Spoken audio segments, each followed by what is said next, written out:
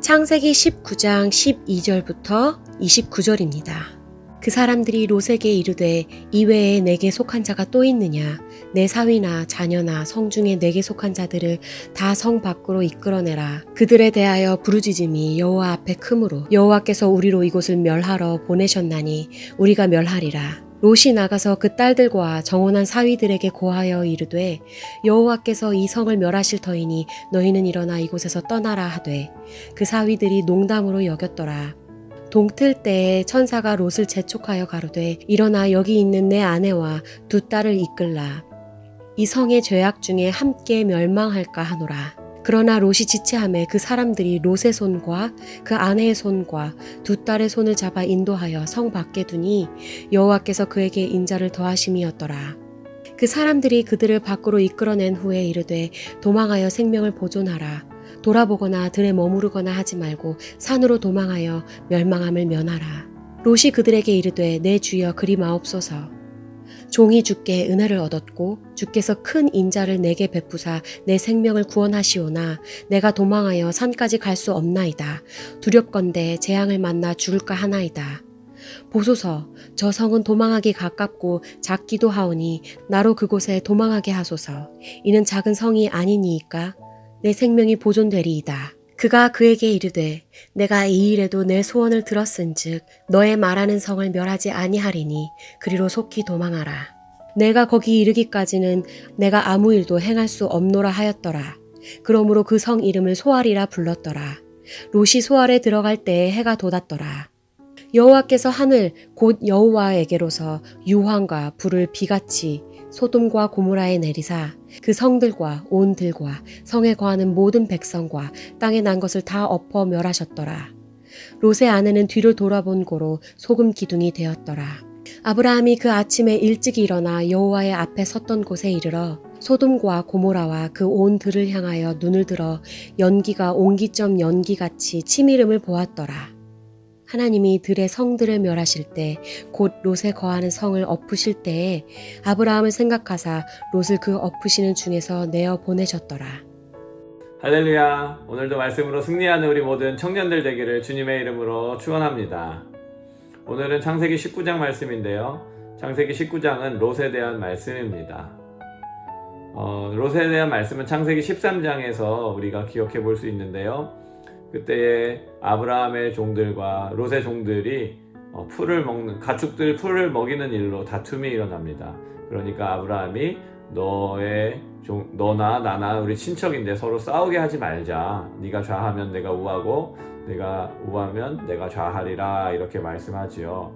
그러자 롯이 그 이야기를 듣고 눈을 들어서 보니까 소돔과 고모라 땅이 참 살기에 좋아서 그쪽으로 갔다라고 이야기합니다. 사실 롯은 눈에 보이는 대로 보기에 좋은 대로 이동했던 사람이에요. 그 롯의 행적을 잠깐 살펴보면 그 12장에 보니까 아브람은 가나안 땅에 거하였고 롯은 평지 성읍들에 머무르며 그 장막을 옮겨 소돔까지 이르렀더라. 처음에는 소돔과 고모라 쪽 땅으로 갔습니다. 그런데 시간이 지나면서 소돔과 고모라, 소돔의 그 지경의 근처까지 가서 생활을 했다라고 나오고 있어요. 그다음 창세기 14장에 넘어가면 그때 소돔과 고모라 땅에 5나라의 전쟁이 일어나면서 롯이 사로잡히는 이야기가 나오는데요. 14장 12절에 보면 이렇게 되어 있어요. 소돔에 거하는 아브라함의 조카 롯도 사로잡고 그 재물까지 노력하여 갔더라. 이 전쟁 가운데 롯이 잡혀가는데 그 이유는 소돔에 살고 있었고 그 전쟁에서 소돔이 패했기 때문입니다. 그러니까 13장에는 near 소돔이라고 되어 있는데 14장에는 in 소돔으로 되어 있어요. 소돔 근처에 살던 롯이 소돔 안으로 들어가게 되었습니다. 그리고 오늘 19장의 1절의 말씀을 보면 이렇게 되어 있어요. 날이 저물매 그 두 천사가 소돔에 이르니 마침 롯이 소돔 성문에 앉았다가 그들을 보고 일어나 영접하고 땅에 엎드려 절하여. 롯이 소돔 성문에 거했다라고 이야기하고 있어요. 소돔 성문에 거했다라는 것은 그곳의 고위 관리가 되었다라는 의미입니다. 그러니까 사실 롯은 아브라함과 헤어졌을 때 그들이 잘 먹고 잘 살기 위해서 헤어졌어요. 그러나 여전히 롯은 역시나 하나님을 섬기는 사람이었어요. 그런데 그 하나님을 섬기는 그 마음에서 시작했지만 처음에는 소돔과 고모라 땅에는 악이 가득하다라고 성경에 기술을 하고 있거든요. 롯도 그것을 알았다라는 말이에요. 그런데 롯이 처음에는 그 죄악된 땅에 들어가지 않고 그 근처까지만 가서 살았는데 시간이 지나니까 소돔 안에 들어가서 사는 모습이 나오죠. 그리고 또 시간이 더 지나니까 그곳에서 그 소돔의 고위직이 된 그 성공한 인생이었습니다.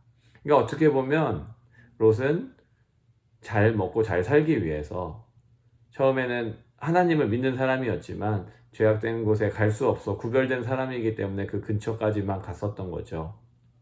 그러나 시간이 지나면서 점점 더 죄에 타협하게 되고 그리고 결국엔 그 죄악된 도시의 중심에 올라가 있는 모습을 우리가 볼 수 있는 것입니다.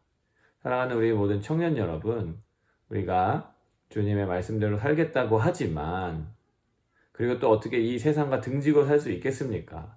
그러나 뜻을 명확하게 세우지 않으면 처음에는 내가 비록 세상에서 일하지만 구별된 사람으로 살겠다라는 마음을 먹어요. 그러나 시간이 지나면서 그 세상 속에서 어우러지게 되고 나중에는 오히려 그 중심에 섞여지는 그런 일들이 일어나는 것입니다.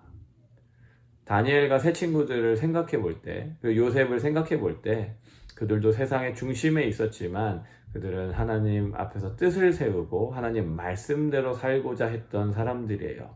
그러나 롯의 삶에서는 그러한 모습들을 볼 수가 없는 거죠.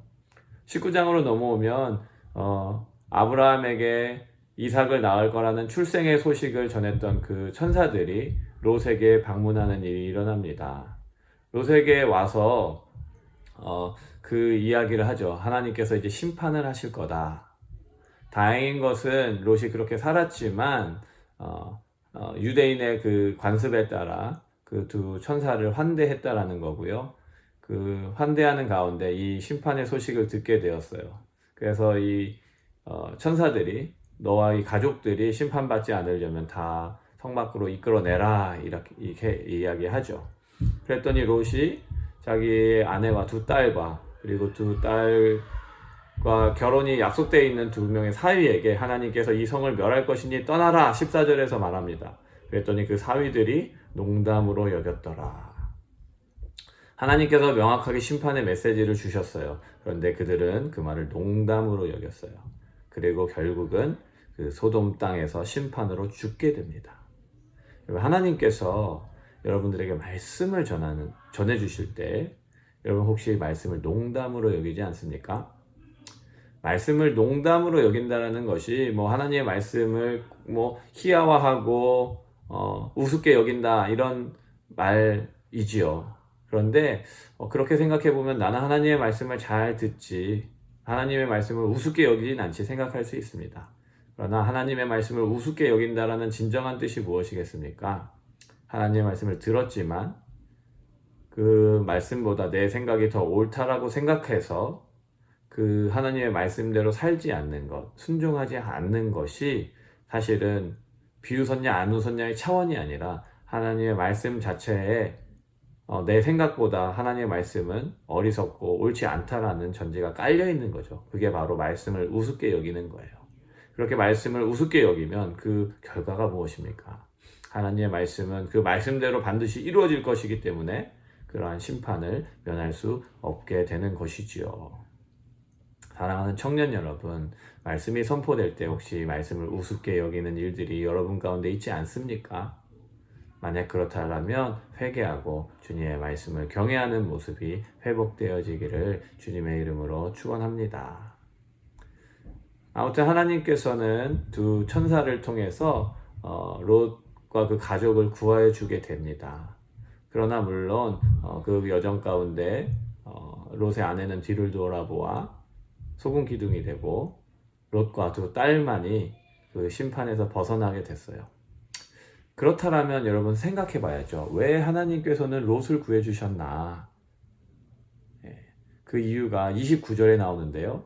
하나님의 들이 성들을 멸하실 때에 곧 롯에 거하는 성을 엎으실 때에 아브라함을 생각하사 롯을 그 엎으시는 중에서 내어 보내셨더라. 하나님께서 롯을 구해주신 이유는 롯의 믿음이 비록 좀 연약하지만 있었기 때문이다 라고 이야기하지 않고 아브라함 때문이다 라고 말하고 있어요. 롯이 은혜를 입은 것은 아브라함 때문에.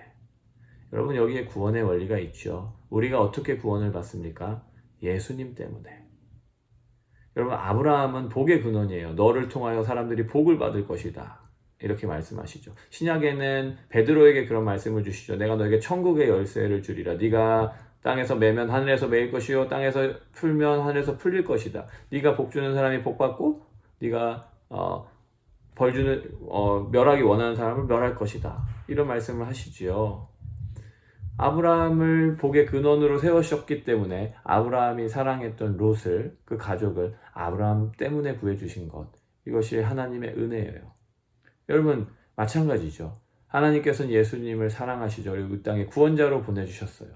그러니까 그 예수님을 믿고 예수님과 관계되고 예수님이 사랑하는 사람은 하나님께서 그 예수님 때문에 구원을 주신다라는 거예요. 이것이 너무나도 놀라운 십자가의 비밀이요 구속의 원리입니다. 여러분, 우리가 롯과 같이 연약하고 부족한 자들이지만 어떻게 끊이지 않는 은혜를 받을 수 있을까요? 이유는 한 가지예요. 우리가 예수 그리스도와 연결되어 있고 예수님이 나의 친구 되시고 내가 예수님의 친구가 된다면 우리는 그 심판 가운데서도 은혜를 누릴 수 있는 것입니다. 사랑하는 우리 모든 청년 여러분, 여러분들은 예수님과 친구 되어 있습니까? 예수님과 가까이 교제하고 있습니까? 우리의 유일한 소망 되시는 예수 그리스도를 바라보며 오늘도 주님의 십자가를 묵상하는 우리 모든 청년들 되기를 주님의 이름으로 축원합니다. 같이 기도하겠습니다. 사랑의 주님, 주님만이 우리의 소망 되십니다. 그 소망 되시는 주님 때문에 우리에게도 소망이 있습니다. 나의 행동과 나의 열심과 나의 그런 것에 근거가 있는 것이 아니라 예수님의 십자가의 보혈의 은혜가 우리에게 소망이 되고 그 주님과 내가 연결이 되어 있기 때문에, 우리를 자녀 삼아 주셨기 때문에 우리에게도 그 십자가의 은혜가 끼쳐지는 것임을 기억하고 오늘도 주님의 십자가를 묵상하며 주님과 동행하는 저희들 되게 하여 주시옵소서. 감사하며 예수님 이름으로 기도합니다. 아멘.